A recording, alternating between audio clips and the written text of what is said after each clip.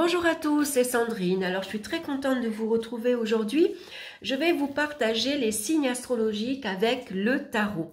Alors bien sûr, avant de commencer, je vais vous expliquer le pourquoi et surtout je vais vous expliquer, c'est ma vision à moi.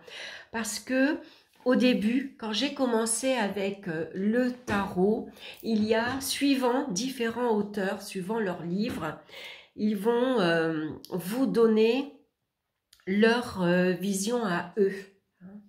Donc moi au début j'étais un petit peu perdue parce qu'il y a des auteurs par exemple qui associaient le bélier au magicien, d'autres qui associaient le bélier à l'empereur. Donc au début quand vous commencez, vous êtes perdu. Alors qui dit vrai? C'est un tel ou c'est l'autre? Donc, c'est le bélier ou alors c'est le magicien ou alors c'est l'empereur. On est un petit peu perdu au départ. Hein. Donc, le mieux finalement, c'est sa propre vision, c'est ses ressentis. Donc, c'est ce que j'ai fait finalement. Bien que parfois, vous allez voir, il y a des signes qui peuvent être associés à deux cartes également. Hein. Donc, généralement, on fait les signes astrologiques avec les 22 arcanes majeurs. Mais on peut retrouver les signes astrologiques avec les arcanes mineurs. Bon, moi, pour l'instant, je ne le fais pas. Hein. J'utilise les signes astrologiques, enfin, je les associe surtout avec les arcanes majeurs. Donc, je vais vous montrer ma vision à moi. Elle vous parlera ou elle vous parlera pas. Peut-être que vous allez trouver des coïncidences, enfin en tout cas des liens qui s'associent bien par exemple, ou alors pour vous, certains signes vont correspondre à d'autres arcanes. Donc on va commencer de suite avec le signe du bélier. Et moi vous voyez, j'associe le bélier avec le chariot. Pourquoi ? Parce que le chariot caractérise son courage et sa combativité. Hein, il brave tous les obstacles. Et puis le bélier, c'est un signe de feu que j'associe également à la carte du chariot. Parce que vous voyez, il est ici dynamique, actif et fonceur. Tout comme le signe du bélier. Hein. Le bélier, il ouvre le chemin qui nous pousse à agir, ce qu'on retrouve ici avec la carte du chariot. Donc pour moi, c'est un signe conquérant. Hein, voilà, c'est un signe fonceur. Il a une belle énergie, il a une énergie très dynamique.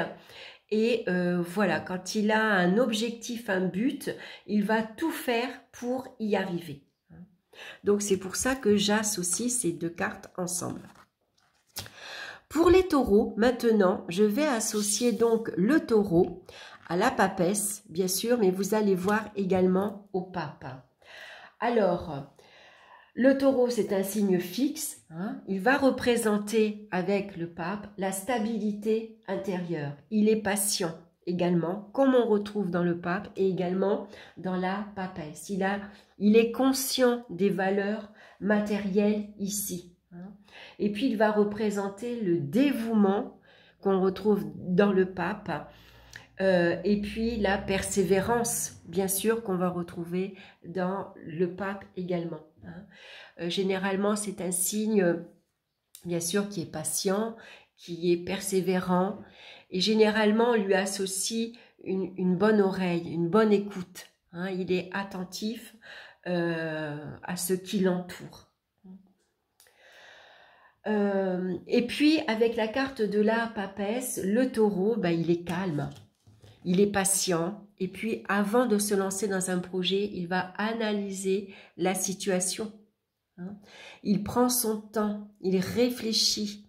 Il va ici observer, étudier toutes les possibilités qu'il a, aussi bien en pour ou en contre, avant de foncer. Hein. Le bélier, lui, il fonce. Le taureau, il est plus réservé et discret. Hein. Il est plus lent. Donc, je les associe finalement à ces deux cartes. Pour le signe du Gémeaux, je vais l'associer à la carte de l'impératrice. Pourquoi? Parce qu'elle a le sens du contact L'impératrice est très sociable, curieux, intelligent.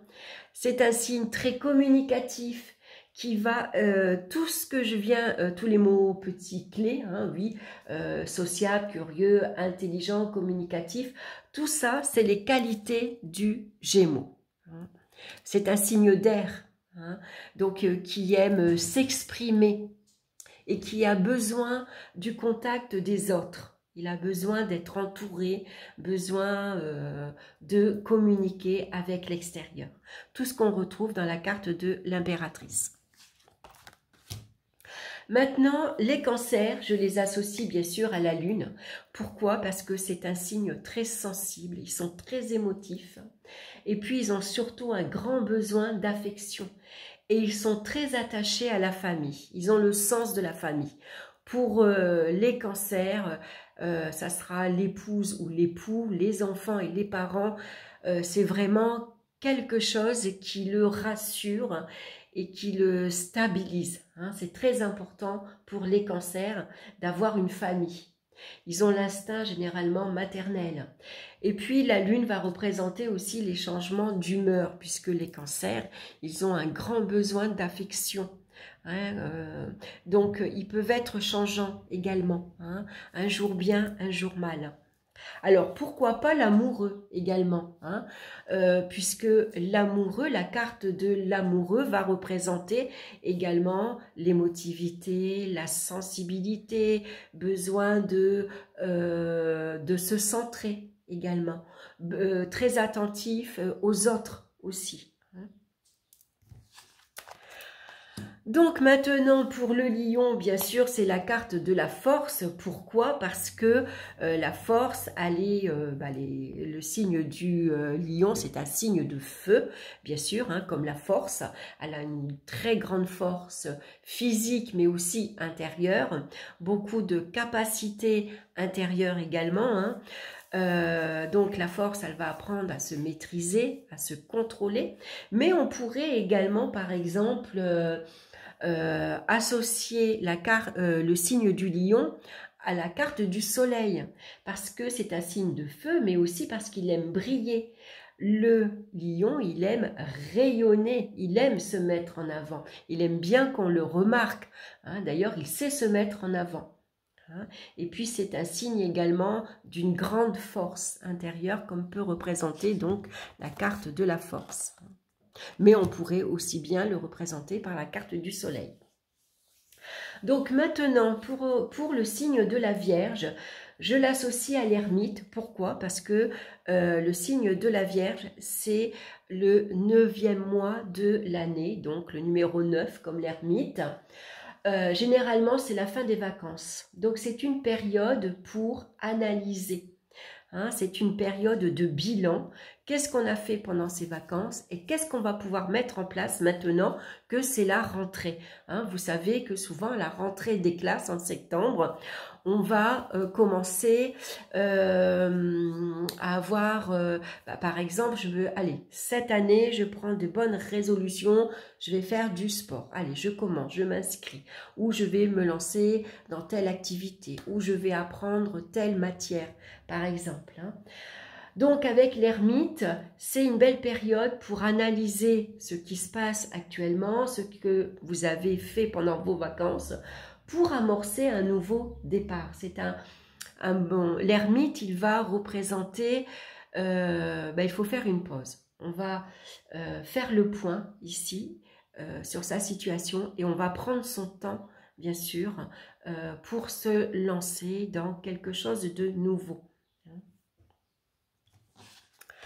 Donc, pour le signe de la balance, bien sûr, ça va être la carte de la justice. Pourquoi? Parce que c'est l'équilibre entre le jour et la nuit, et puis surtout va représenter un équilibre intérieur. Hein. Le signe de la balance, il a besoin, avant de prendre une décision, de peser le pour et le contre. Mais on peut associer également le signe de la balance, pourquoi pas, au signe de la tempérance. Alors, pourquoi la tempérance? Parce que ça nous parle d'équilibre intérieur également. Hein. Vous voyez qu'elle cherche à maintenir un équilibre. Elle va relier également, elle va relier, comment dire, les relations avec les autres également. C'est le signe de la balance, c'est un signe qui sait s'adapter très facilement et qui sait négocier également avec ce qui l'entoure. Il va s'adapter à ce qui se passe, à sa situation actuelle, et puis il sait s'adapter aux autres, hein, parce que la balance, c'est un signe très sociable également. Hein. C'est un signe d'air aussi. Hein. Donc, il a besoin de communiquer. Et pour communiquer, la balance, elle va aussi avoir la capacité de s'adapter aux différentes personnes qui l'entourent. Elle va mettre de l'eau dans son vin. Elle va communiquer avec calme. Hein, et puis, elle va avoir beaucoup de tact dans sa communication. Donc, on peut associer, bien sûr, le signe de la balance à la carte de la justice, mais aussi à la carte de tempérance. Pour maintenant, le signe du scorpion, on l'associe, bien sûr, à la carte de l'arcane sans nom, la mort. Pourquoi? Parce que c'est une carte qui nous parle de transformation et une carte qui nous parle de libération. Avec la carte de la mort, on va se libérer des faux semblants. On se dépouille de l'inutile. Hein. Mais on pourrait aussi associer la carte du scorpion avec la carte de la lune. Pourquoi? Parce que le signe du scorpion, c'est un signe très sensible, très émotif et très intuitif. Et le scorpion, on pourrait aussi le représenter à l'écrevisse qui est dans la lune, qui va nous parler de nos émotions intérieures, de nos mémoires intérieure également. Pour la carte maintenant du Sagittaire, ah oui, alors pour le signe du Scorpion, je reviens aussi, je vais essayer de trouver la carte de la Lune. Où est-ce que je l'ai mis? Ah voilà. Alors, on pourrait associer aussi le Scorpion à la Lune. Hein. Ben, je vous l'ai dit, c'est un signe très sensible, très émotif, très intuitif. Et puis, aussi parce que l'eau qu'on va retrouver dans la carte de la Lune, l'eau purifie. C'est la source de vie. C'est la capacité de régénération qu'on va retrouver dans le signe du Scorpion. C'est pour ça qu'on l'associe à la mort. C'est la fin et la régénération qu'on va retrouver dans ces deux cartes. Maintenant, pour le signe du Sagittaire, bah bien sûr, moi je l'associe au soleil. Pourquoi? Parce que c'est un signe de feu, le Sagittaire. Et puis c'est un signe également, il est très sociable, il est très énergique, il a une très belle vitalité. Il aime voyager. Hein. C'est un signe qui est très joyeux, enthousiaste et puis très affectueux et très chaleureux, comme on retrouve dans la carte du soleil. Maintenant, pour le Capricorne, je l'associe à l'empereur. Pourquoi? Parce qu'avec l'empereur, on aime l'ordre et la rigueur. Et puis surtout, comme la carte du Capricorne, le signe du Capricorne, c'est un signe fixe, hein, c'est un signe de terre. Hein, donc, il est bien ancré dans la réalité, comme ici l'empereur. Il a le sens des responsabilités. Et puis, c'est un signe qui est travailleur et très ambitieux. On associe, généralement, le Capricorne, il pourrait être directeur de sa propre entreprise. Hein, il pourrait manager une équipe ou en tout cas être directeur de n'importe quelle entreprise aussi. Hein, bien sûr, son propre patron, hein, parce qu'il a les capacités, c'est un signe très ancré dans la matière. Hein, et puis, il va s'investir énormément dans sa vie professionnelle parce que c'est un signe ambitieux. Maintenant, pour les signes du Verseau, je l'associe à la carte du jugement. Pourquoi? Parce que déjà, les Verseaux, c'est un signe d'air qu'on retrouve dans la carte du jugement. Et puis, c'est un signe très indépendant, est un signe libre. C'est un signe très sociable également. Il aime la vie de groupe.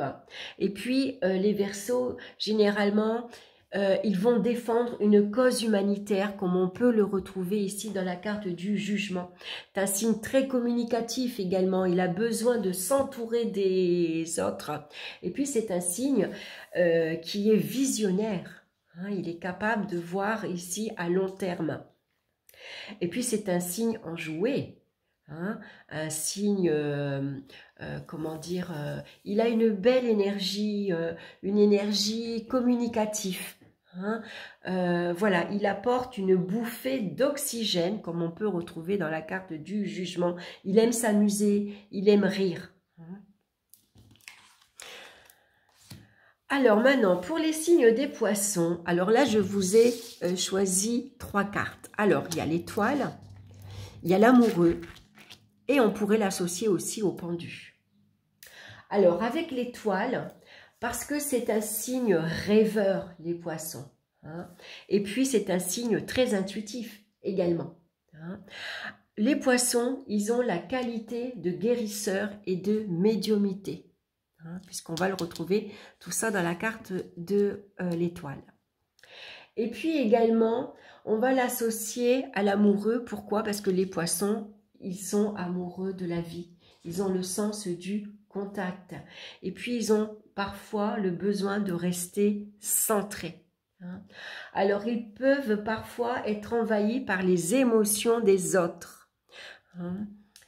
Ils ont parfois besoin de faire des choix dans leur vie avec les signes des poissons. Ce qui peut être parfois difficile pour eux parce qu'ils peuvent énormément douter, être dans des incertitudes constantes. Ce qu'on va retrouver bien sûr dans la carte de l'amoureux. Alors on peut l'associer aussi au pendu ici. Pourquoi? Parce que les poissons, comme le pendu, ils ont le sens du dévouement. Ils vont se dévouer aux autres. Ils vont se sacrifier. C'est les autres qui passent d'abord avant eux. Ils sont bien sûr très intuitifs également. Et puis, ils ont cette capacité de lâcher prise. Le lâcher prise, on va le retrouver ici avec la carte de l'amoureux. Essayez de ne pas vous laisser trop envahir par les émotions des autres. Vous avez ici votre libre arbitre. C'est pour ça qu'on vous conseille d'écouter votre intuition. Et puis, certaines situations, on va lâcher prise, comme fait le pendu. Le pendu, lui, il est immobile, il ne peut pas agir. Donc, allez, on ne se prend pas la tête, on lâche prise et puis on verra bien. Donc, c'est vraiment 3 cartes qui peuvent caractériser également le signe du poisson. Voilà pour moi ma vision personnelle pour les signes astrologiques que j'associe avec donc les arcanes majeurs. Voilà, j'espère que cette vidéo vous aura plu, j'espère que ça vous aura intéressé. Bien sûr, n'hésitez pas à liker, à me laisser vos commentaires, à échanger. C'est toujours intéressant, toujours agréable. Voilà, je vous embrasse et puis je vous dis à très bientôt pour d'autres vidéos. Bye bye!